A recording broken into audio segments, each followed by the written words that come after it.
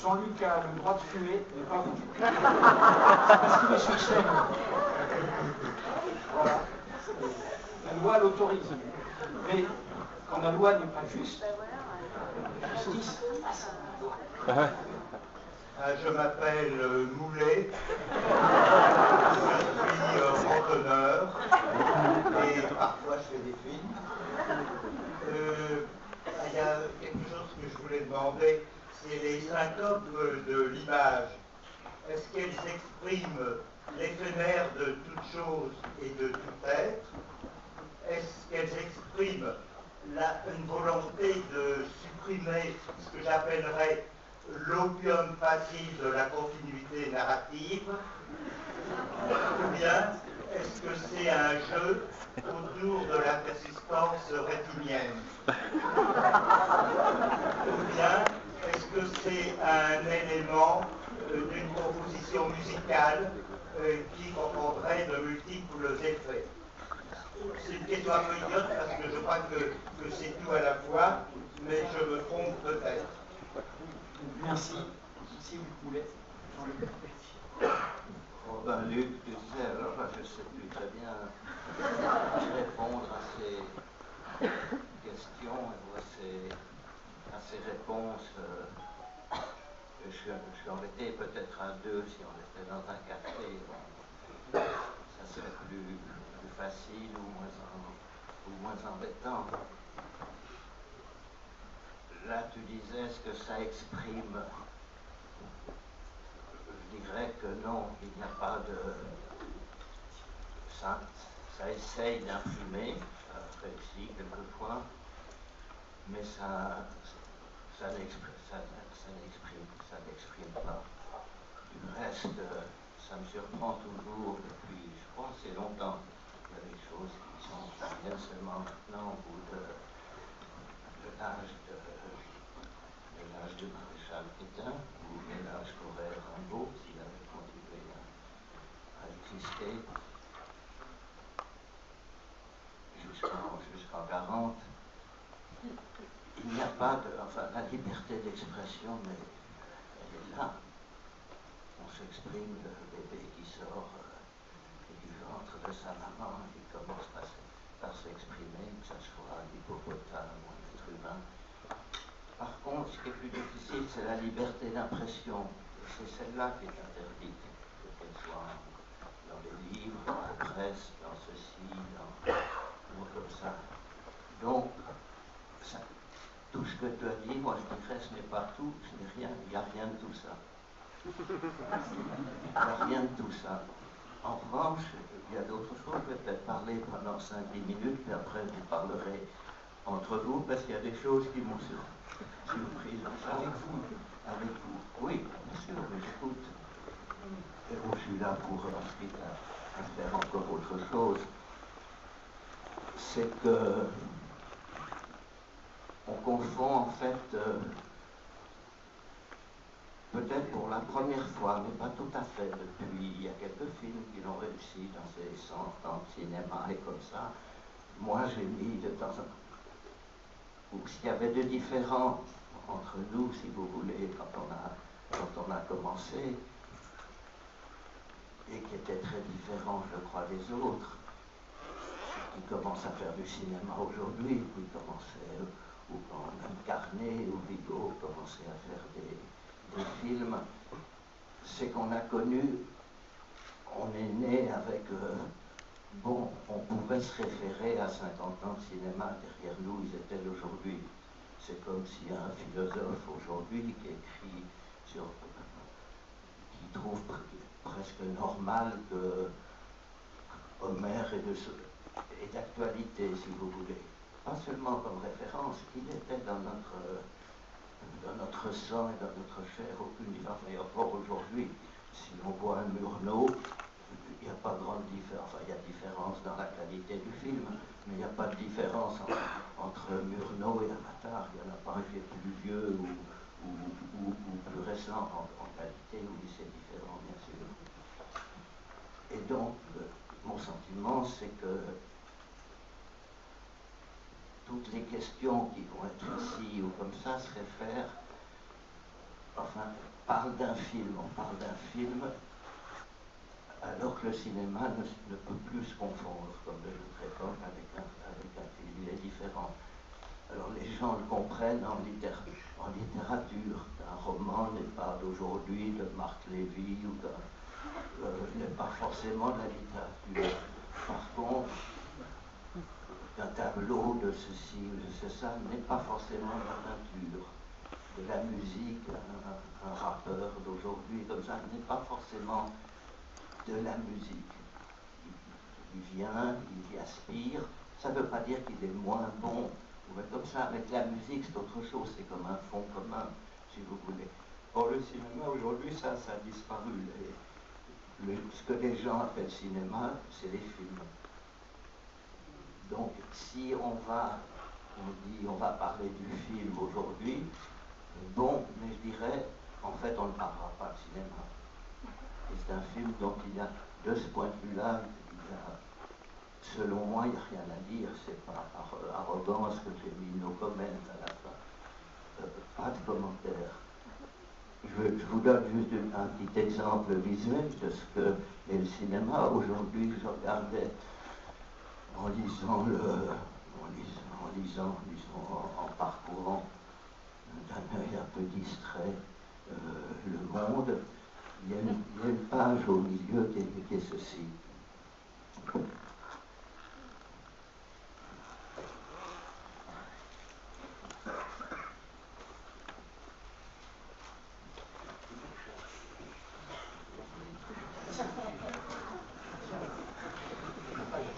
Alors, si vous voulez, pour les gens qui lisent un journal, ça pourrait être une autre page, mais ils lisent à droite, ils pensent à droite ou à gauche, droite et gauche n'ont pas un sens politique, mais ils lisent du texte comme ça, ils sautent par-dessus l'image au milieu, et ils ne pensent pas que l'image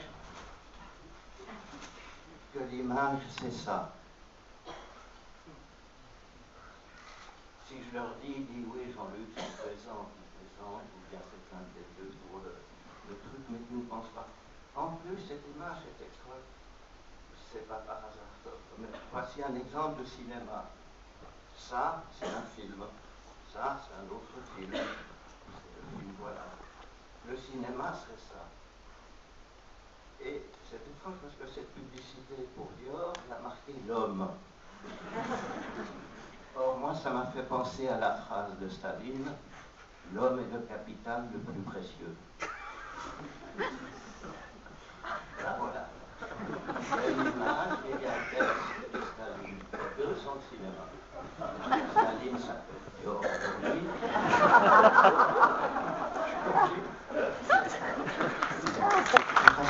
Mais hier, je présentais le film, un peu de discussion de genre à Genève.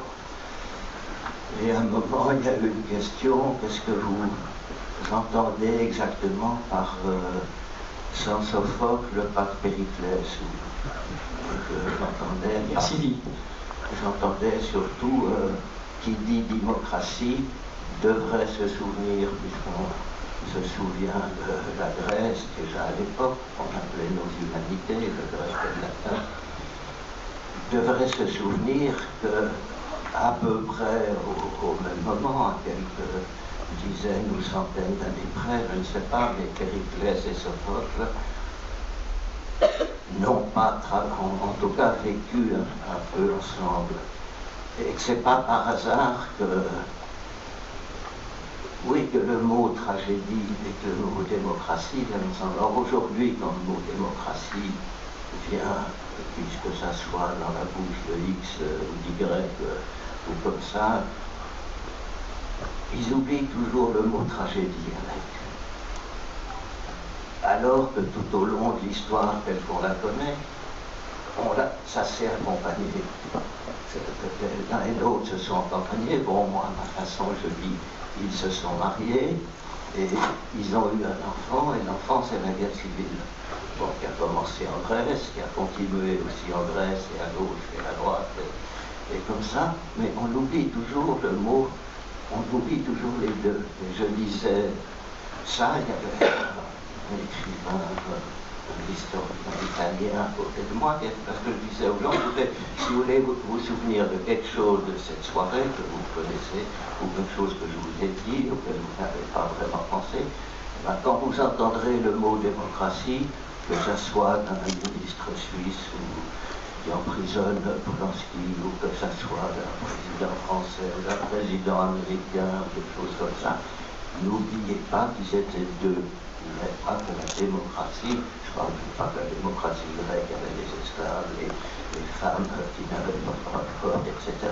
Mais n'oubliez pas qu'il y a le mot tragédie, et qu'on ne peut pas penser la démocratie sans la tragédie. En plus, la tragédie, les histoires de famille, certainement les familles politiques qui se disputent à propos de démocratie. On ne pense pas à Sophocle, à Agamemnon, et encore moins à Antigone. Donc voilà des choses comme ça. Allez-y. Merci, bonsoir, je m'appelle Anas, je viens de Damas, en Syrie. Une question sur une des dernières séquences du film, quand on voit la courte séquence des trapézistes. J'avais lu dans une de vos interviews que c'était pour vous le symbole de l'équilibre qu'il pourrait y avoir entre les Palestiniens et les Israéliens. Donc j'avais lu l'interview, bien sûr, et je l'ai vu ce soir, et j'aurais voulu, si possible, que vous expliquiez comment arriver à un tel équilibre selon vous, ou comment ce symbole... comment arriver là comment ce symbole de l'équilibre s'explique selon vous, et vos commentaires sur cette courte séquence. Merci. Précise qui est au moment de la Palestine. Pardon? Qui est au moment de la Palestine. Tout à fait. Un jour j'ai reçu un DVD, je pensais que c'était un film d'Agnès, puisque ça s'appelait déjà Agnès. Je l'ai regardé. J'étais en train de monter le film, je crois, à un moment je me dis tiens, je ne savais pas très bien comment je m'en sortirais de cette séquence un peu sur la Palestine, puisqu'il y avait l'Égypte, la Palestine, tout ça, et que je n'avais pas envie de retomber dans le sionisme, l'antisionisme, et des choses comme ça qui est toujours mal interprété. Et j'ai regardé, à un moment, il y avait ce plan très joli de trapézistes, un homme et une femme qui passaient d'un à l'autre, si on peut dire, sur un fond de mer, et ça me semblait, vu les plans que j'avais, très bien pour donner une idée d'une harmonie possible, voilà, que les gens ont du mal à faire, et j'avais vu à cette époque un autre film qui s'appelait, je crois, Les Mariés, ou quelque chose comme ça, l'histoire d'une hébreuse, si on peut dire, d'une palestinienne, et qui, l'une à des moments chantait le début de quelque chose de la Torah, et l'autre le début du Coran, et j'ai mis les deux points sur les images d'Agnès. Donc moi, vous voyez, je ne fais pas grand-chose, j'écoute, et puis tout à coup, j'entends ce que Walter Benjamin appelait des résonances. Quelque chose qui est proche et lointain, et qu'on ne peut pas lier deux choses proches, on ne peut lier qu'une chose qui est proche à quelque chose qui est lointain. De même que la Russe dans le film, la chef de la police judiciaire de Moscou, dit on ne peut pas comparer ce que les gens disent. Ils disent ah non, là vous ne pouvez pas comparer car il faut comparer ce qui est comparable. On ne peut pas comparer ce qui est comparable. Car à ce moment-là, si c'est comparable, on ne peut plus les comparer. On peut les comparer si c'est incomparable. avant la guerre de 40, et comme ça, le mot salaud, les salauds savaient qu'ils étaient des salauds, qu'ils n'étaient pas sincères, qu'ils mentaient, qu'ils truquaient, ou qu'ils étaient arrogants ou vicieux, comme ça. Ils le savaient. Et il y a un passage dans La nausée de Sartre où tout à coup, il voit un café à Bouville, je crois, où Roquetin voit quelqu'un et il voit que c'est un salaud. Ça se reconnaît aussi à la physionomie ou à le truc, ou une certaine attitude. Aujourd'hui, non, ils sont devenus sincères. Ils sont sincèrement des... Je ne sais pas comment dire. Ils sont sincèrement des salauds. Ils ne se pensent pas mal. Avant, ils se pensaient du mal. Même dans le grand banditisme à Marseille. Bon, ça s'est passé à des moments, on pourrait dire que Defer, par exemple, comme maire de Marseille, et du grand banditisme, est passé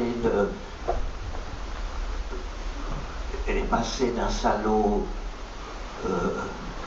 est passé de quelqu'un de sincère à un salaud sincère, parce qu'il était un peu sincère au départ, pendant la résistance, ou des choses comme ça. Mais après, il s'est estimé, c'est toute l'histoire politique, si vous voulez, les trois quarts des hommes politiques se savent un peu salauds, mais ils sont sincères dans leur saloperie. Autrefois, ça n'était, je ne pense pas qu'il y ait un moment, le film peut expliquer ça, un moment du film. En littérature, on ne peut pas, quand on finit par se disputer pour les mots, et on voit soit la colonne de gauche ou droite, l'autre ici, on ne voit pas les trois ensemble. Et on ne voit pas cette fameuse formule, qui est la seule chose dont je peux être fier dans mon existence, qui est x plus 3 égale 1. Et ça veut dire, si on enlève 2 de 3, on tombe 1. Mais si on le pense comme une formule, on dit c'est simple, c'est de l'arithmétique élémentaire. Et comme ça, si on le pense comme métaphore ou comme talisman, pour expliquer, c'est-à-dire qu'il y a deux choses, et puis une troisième, et bizarrement d'une page du Monde aujourd'hui, on tombe sur Staline qui s'appelle Dior. C'est autre chose. Ou plutôt, ce sont des choses comme ça, comme on dit souvent dans le truc. Allez-y. Oui, bonsoir, Daniel, citoyen du Monde. J'ai trouvé votre film assez hermétique, assez élitiste, mais je respecte quand même profondément le travail d'artiste. C'est le propre de l'art, parfois on peut avoir du mal à s'y retrouver. Est-ce que vous avez voulu filmer la régression morale qui est à l'œuvre aujourd'hui, si elle existe, selon vous? La régression quoi? Morale. Quand j'étais social, c'est sans doute lié. C'est la première question. Et la deuxième, aujourd'hui, il y a un écrivain qui est mort, qui s'appelle José Saramago. Je ne sais pas si vous avez eu l'occasion de le lire. Prix Nobel portugais. Voilà, Portugal. et qui dans ses œuvres a abordé, par exemple, le fait qu'une population devienne aveugle. C'était l'aveuglement, une population qui décide à la majorité de voter blanc, c'était la lucidité, et qui a écrit aussi sur la disparition de l'artisan face à la production industrielle, dans la caverne, etc. Enfin, voilà, des ouvrages qui ont un sens peut-être sur la société aujourd'hui, donc je ne sais pas si ça vous parle ou si c'est dans un autre univers. En résonance. Saramago. Bon, vous pouvez faire une explication de texte.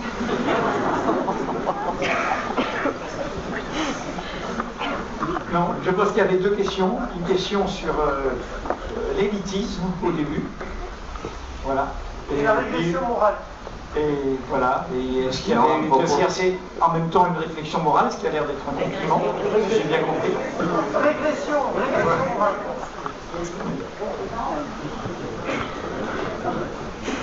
Ben, si vous voulez, à propos d'élitisme, oui, ça a toujours été...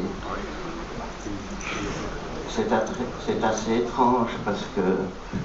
Vous vouliez du contre? Et si vous voyez un tableau de Rembrandt, quand vous en parle, vous ne pensez pas que c'est élitiste.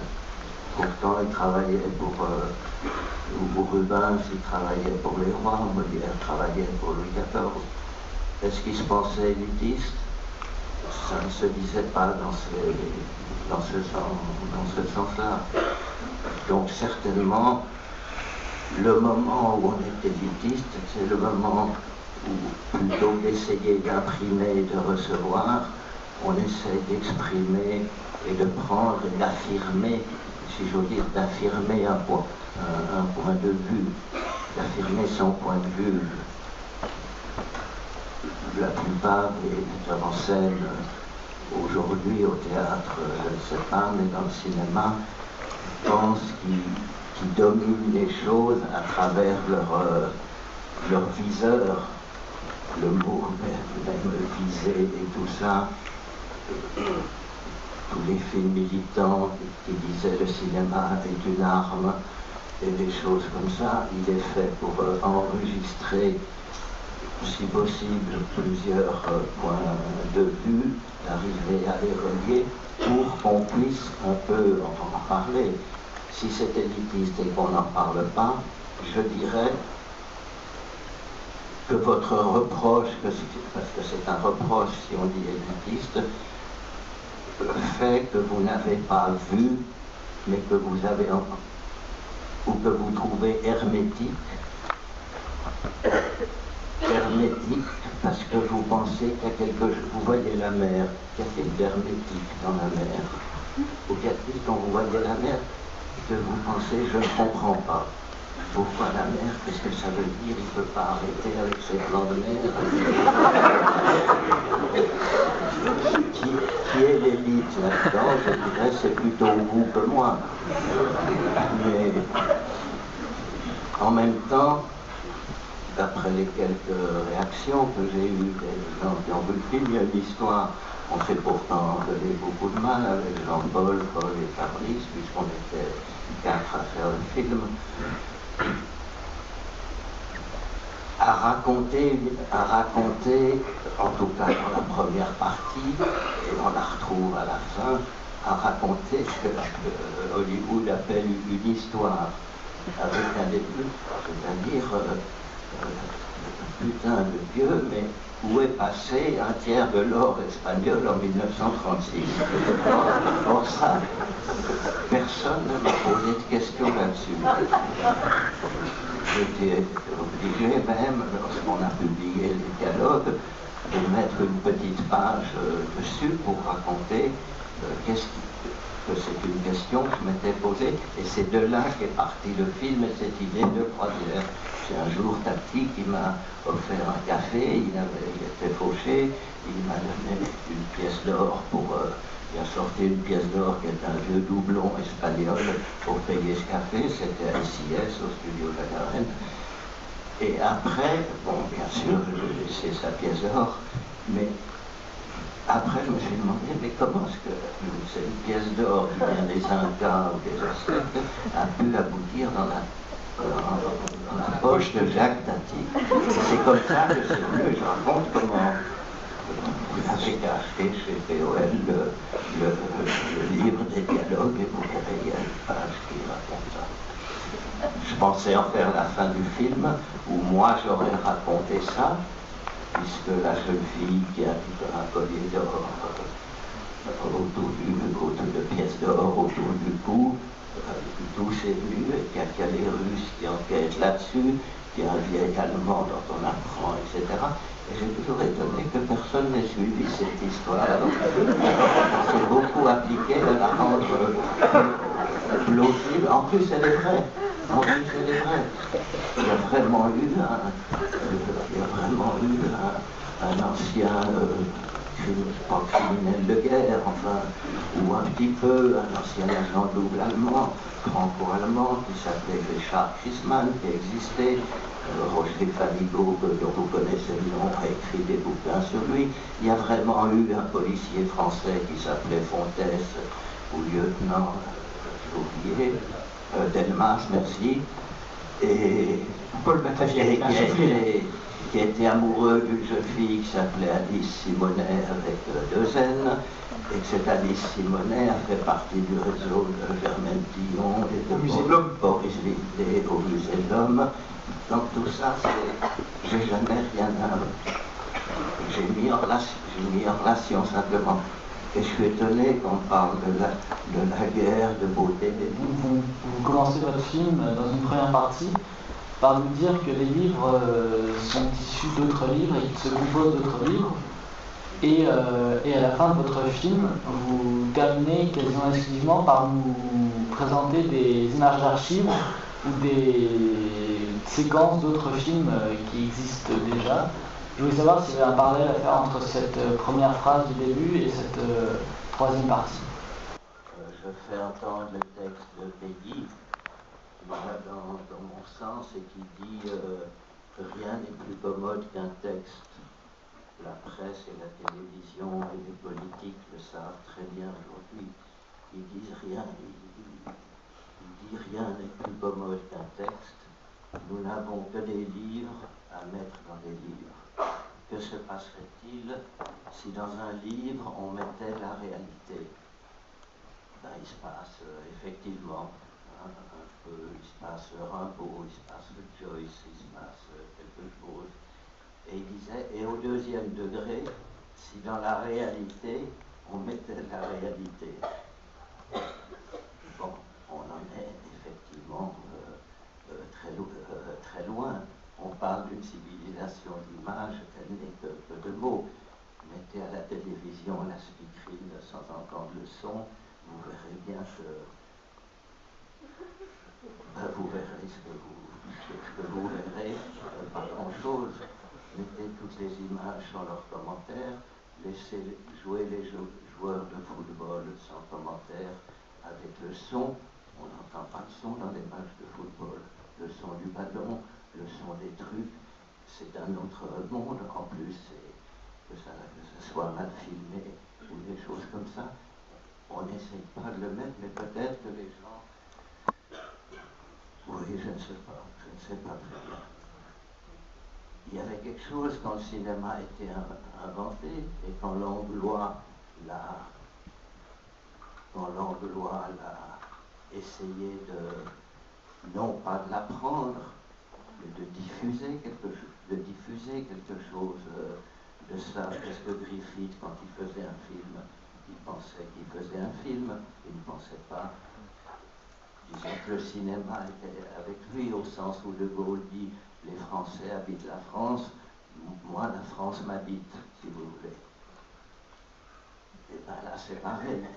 Griffith par rapport à d'autres, ou Vigo, ou des bouts de Renoir, ou des petits bouts que Agnès ou moi on a fait des fois, le cinéma nous habitait quand on voit un film, même sauter un petit peu.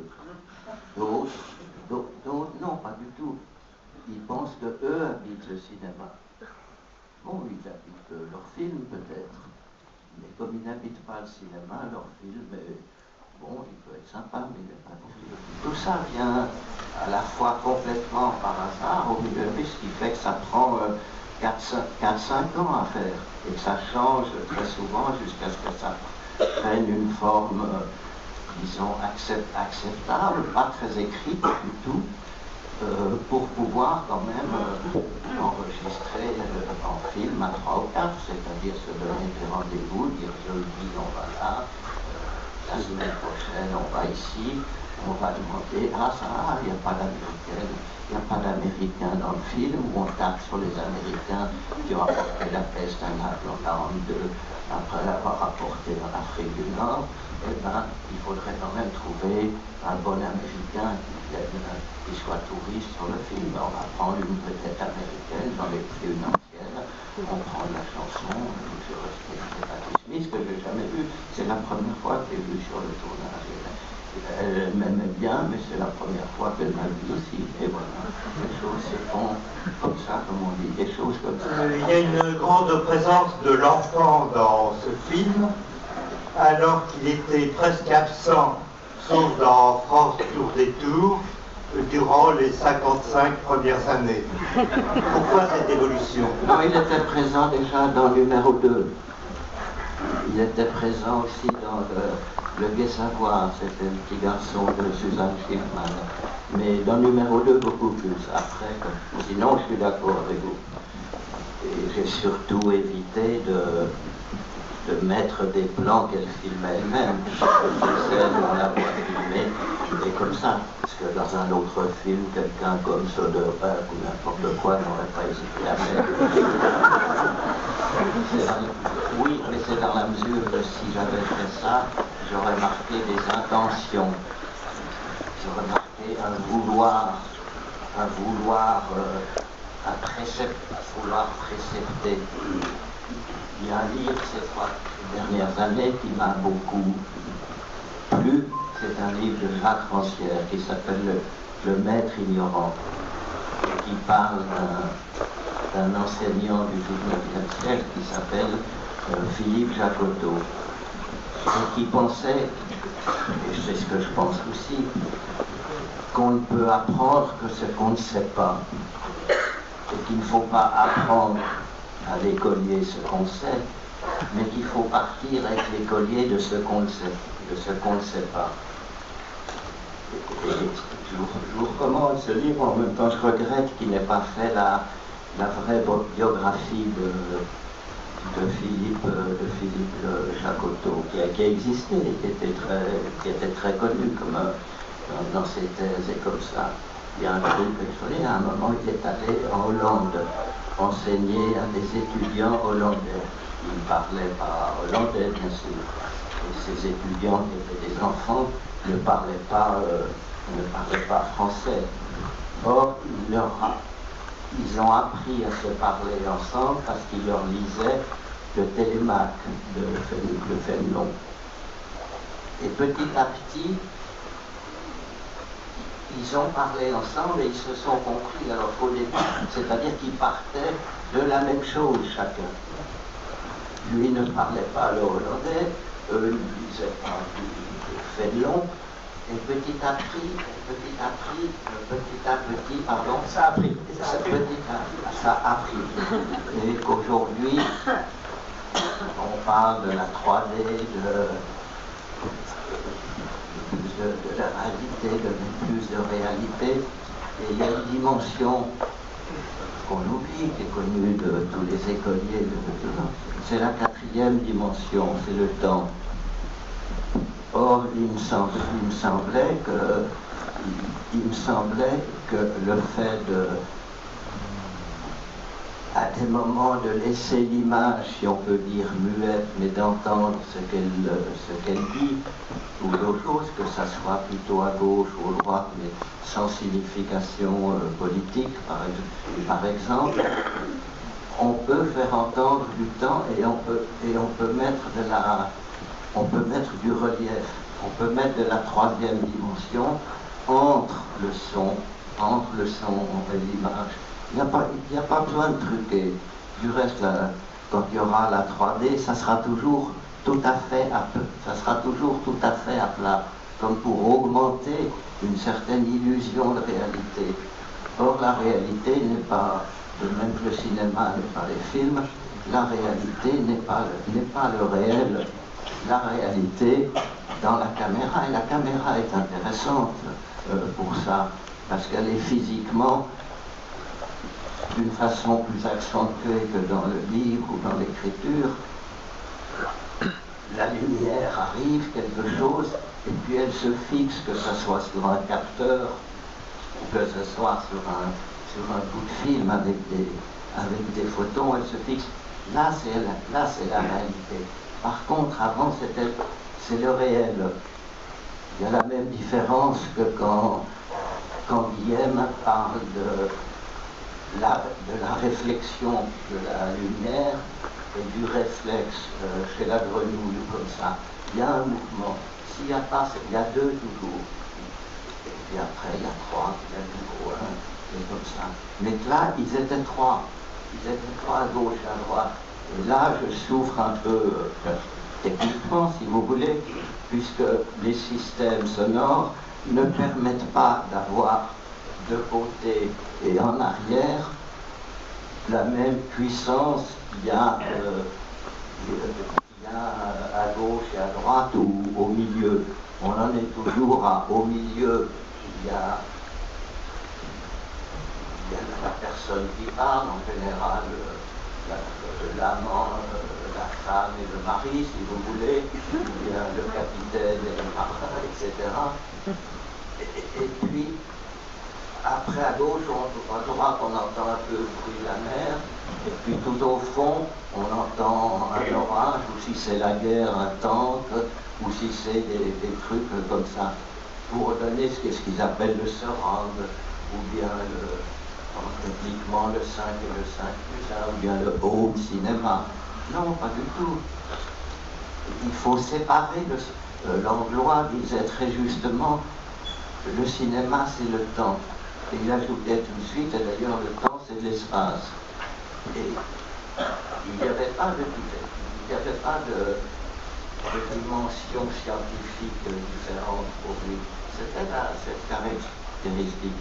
Alors le son, c'était par rapport à ça. Et puis aussi mélanger, prendre le son de ces petits appareils de citoyens aussi qui horrifiaient l'ingénieur du son. On était quelquefois un peu fâché avec l'outil, tout simplement parce qu'il pensait qu'il n'aurait plus de travail après ce film. Je dis souvent ça depuis pas mal de films, que c'est mon dernier film. Sur le moment, c'est effectivement le dernier film. À bout de souffle aussi était mon dernier film, à l'époque où il a été tourné. Et pour moi, il est tout sauf désespéré. Il est très critique, il montre des situations désespérées. Effectivement, c'est tous ces retraités italiens sur cette croisière et comme ça qui ont eu, on imagine, peut-être une très belle vie, mais s'ils ont une très belle vie, ils ne la termineraient pas comme ça. Donc il faut bien imaginer qu'ils ont eu une pauvre vie avec plein de bonnes choses, comme certains films italiens du néo-réalisme nous l'ont montré. Et puis, qu'est-ce que c'est que ces retraites? C'est ça la retraite? C'est ça dont on discute en France aujourd'hui? Je ne sais pas, je ne sais pas. Vous parliez de garage, quelqu'un m'a dit aussi, ce qu'il y a d'intéressant dans le garage, c'est que c'est une station essence. Et donc c'est une station. C'est quelque chose de... C'est à la fois une statue, et ça m'a rappelé que quand j'ai engagé les quelques non-professionnels qui jouaient dans cette partie du film, je leur ai dit, est-ce que vous acceptez de jouer des statues du film, des statues qui parlent? Voilà. Alors vous, la mère, vous serez une statue qui aura le statut de mère, par exemple. La fille sera une statue qui aura le statut de fille. Enfin, voilà, des choses comme ça. La jeune fille dit à un moment, le journaliste de la télévision du reste fait ce que vous faites, il lui dit, vous voulez le pouvoir? Et elle dit, pas le pouvoir, une société. Qu'est-ce que je voulais vous dire? Après, on peut parler entre nous de société, mais il faut parler de nous, chacun. On ne peut pas en parler à 800 personnes. C'est-à-dire quand la loi n'est pas juste, quand la loi de protection des droits d'auteur n'est pas juste, la justice passe avant la loi. On prend ce qu'on veut, on le fait ce qu'on veut, donc faut-il le faire bien. Ensuite, des fois, il peut des avis partager des notions différentes sur le droit d'auteur, sur ce qu'il faut payer, à qui, combien, comment. Il n'y a pas de loi, je suis sur le principe fondamental, je pense qu'il n'y a pas de droit d'auteur, qu'il n'y a pas de droit de l'homme. Par contre, il y a des devoirs. Les premiers devoirs de l'enfant qui naît, c'est de vivre et de respirer et de manger. C'est le même devoir chez les animaux. Il n'y a aucun droit. Il y a simplement des devoirs, et il y a les mêmes chez les auteurs de films. Et l'appel du 18 juin?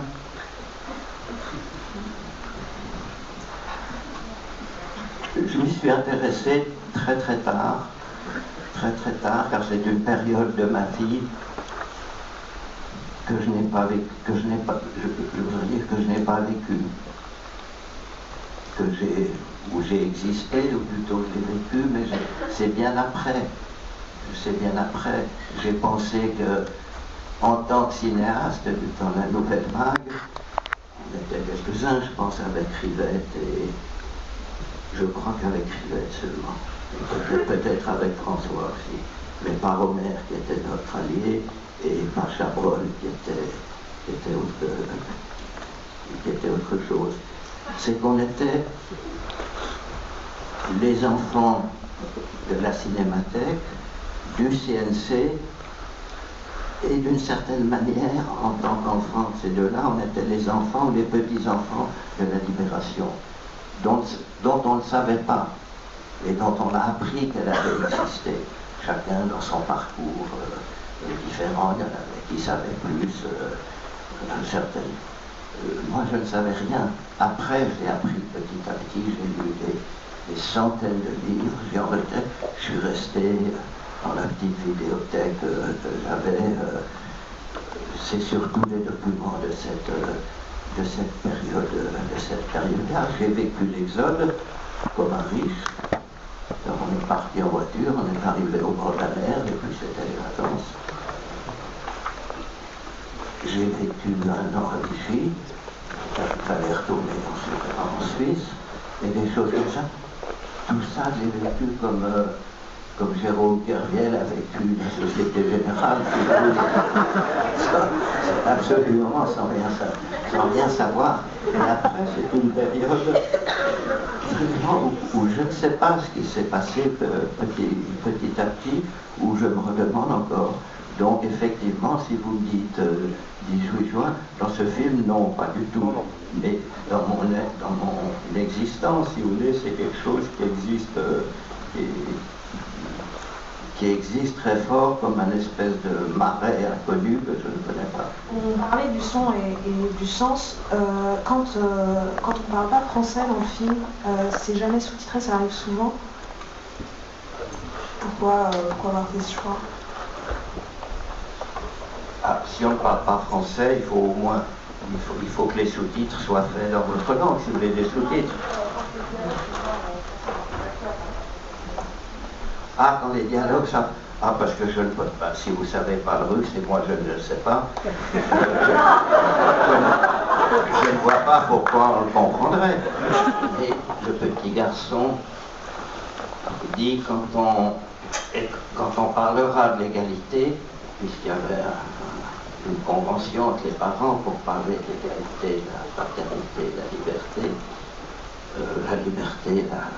la fille dit plus tard, on n'en parle plus. Et le petit garçon dit, et je suis curieux de savoir, je n'ai jamais eu de questions là-dessus, pas plus que sur X plus 3, pas plus que sur l'ordre de la bande d'Espagne, etc. C'est pourquoi vous faites rimer, si on peut dire, égalité et merde.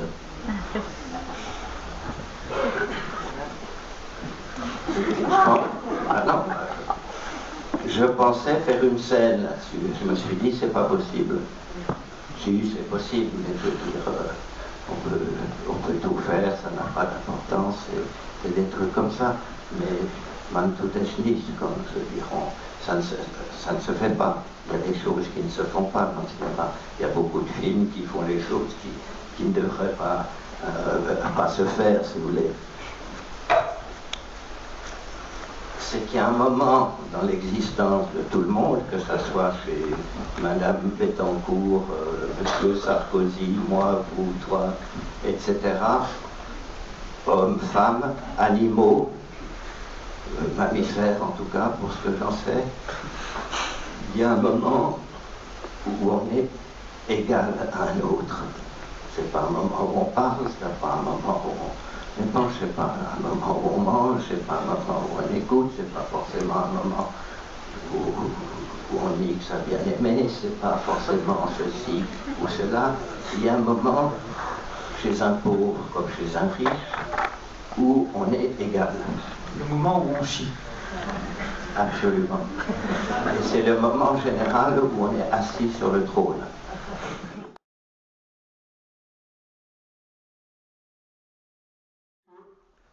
Vous avez simplifié la vie, vous avez simplifié de faire des films, et pour ça c'est l'occasion de vous dire un grand merci.